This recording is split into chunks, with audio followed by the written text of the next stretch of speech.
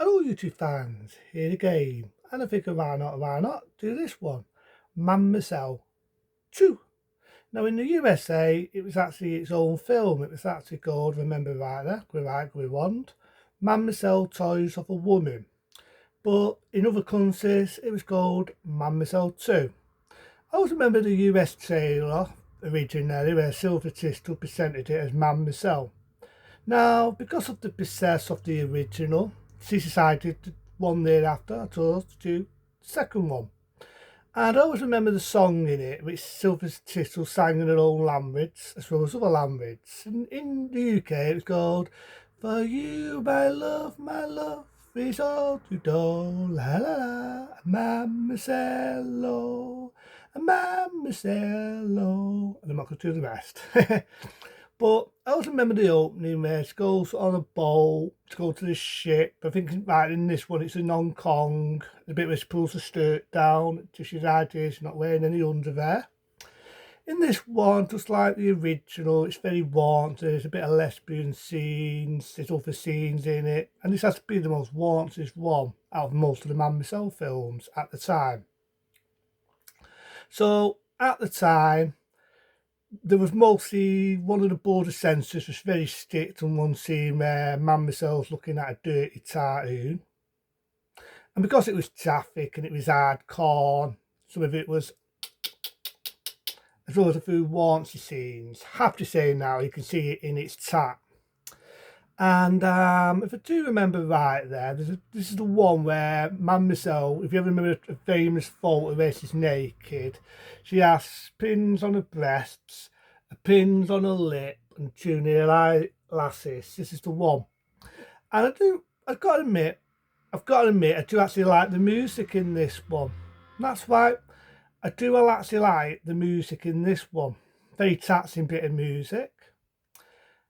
And the tours, like I said, when I was reviewing the original, did you actually have a different actor playing the husband, which I do remember 2 years later appearing in dubbed by Mammacello as the husband. So what can I say about this one? Like I said, there's a bit where she's going to Hong Kong, she's on a ship, so she's having a way with a woman, which is like notable in these films. This young lad she fancies and she's having pins on her lips and on her breast. She's fantasising, having intercourse. I'm not going to say the rest. I don't want to get a naughty boy letter from YouTube. Then she does meet a girl on the way who wants to be a ballet dancer. I thought this is the bit where you get the traffic cartoon, which I thought originally was. It was only thanks to the wonderful DVD we actually had the luxury of seeing Mammacello 2 in its chat. And this does be friendly, so I do remember this is the one where they go into this thing and it's sort of like a sauna, sort of like a jacuzzi, sort of like them places where you go for a wash. This does, which is an excuse, so tits, bust, nudity. But you do get one actress in this who, the same year when this was made, did B, Mammacello. I won't say the rest, I don't want to be uncritical to that, but she was famous for being in a lot of the B.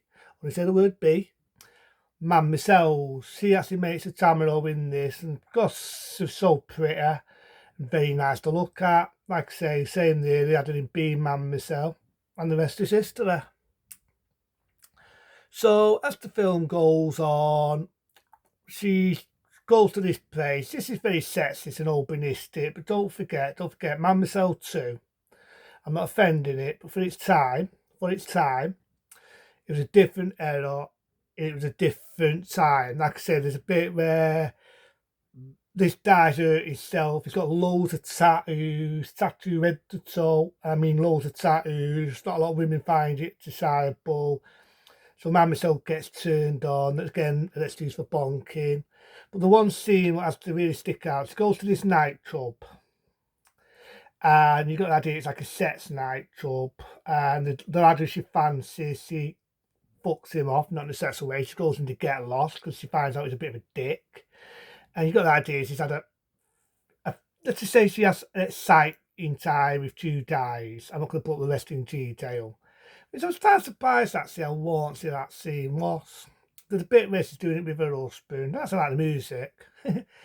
But But I actually like the scenery. This one has a lot of beautiful scenery. You do see a lot of cultures of what it's like in Hong Kong and so on. Then the husband's got a trust on a mate. They have a feast, so the bonk. You got that Jake song, End of Mover. End of Mover. But what can I say about Emmanuelle 2? I actually like it. I like it. Now, I do know the director and the producer didn't like the film. They thought it was disgusting. They thought it was degrading. I don't really know. I thought the original was more degrading for women. To me, it was an erotic film. Again, like the first one, I felt it had a bit of a story to it. It had a story piece to it. The dubbing's not the best, but mostly in the Emmanuelle films, the dubbing is never the best. You know what I mean? You've got to watch them, as to say, what's in its own language. But I don't really mind the dubbing. I actually didn't mind the actor that played the husband. I think the acting was competent. Big word for me. The girls were pretty to look at, and this was the heroine, I've got to admit, Sylvia Tisdale was beautiful. She wasn't Hollywood looking, she didn't have Hollywood boobs or Hollywood bust, Hollywood fucking body. The body was natural. I loved the way her hair looked. There's a bit of talks where she's having it with her husband. I'm not going to put the rest in detail and try to be mild because it's on YouTube. But the Emmanuelle films, like I said, this one being a Emmanuelle 2, I've got to admit, I cannot lie. I've got to admit, this has to be the warrantiest one out of the Emmanuelle films from the 70s. I told it didn't get its warranty until you got to Emmanuelle 4.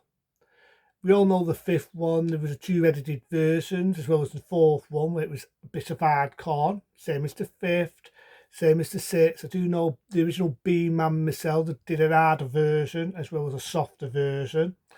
But this one, what would have been the warranties one before all that era, And like I say, it's more of a story piece. Like I say, it's a bit of a story. I like the bit, like I say, you ever remember the iconic photo where Sylvia Tisdale with Emmanuelle has like an eagle stuck in her lip on her breasts to keep it mild. Near there, that is the one. This is the one. And like I say, I love the music in it. I think the music is beautiful. I love the song at the end, which like I said, without repeating myself, Sylvia Tisdale performed that song. She actually sang that song. You know, it's oh, and you, I do my love, a man, Emmanuelle. And it does, if you ever hear it in her own language, I gotta admit, it sounds really sexy. And like I said, this has been the one I think Sylvia Tisdale looks the most hottest. And you can definitely tell at this point she was making it bid. She definitely made it bid. The bits of Hong Kong, you can get to see the beautiful scenery. You see the culture. There's a bit where they've got this dance and they're dancing about. So I didn't mind this one.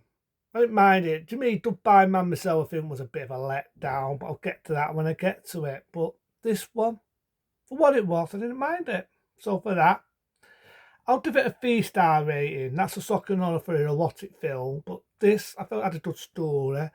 The bonking's nice, but the scenery is beautiful.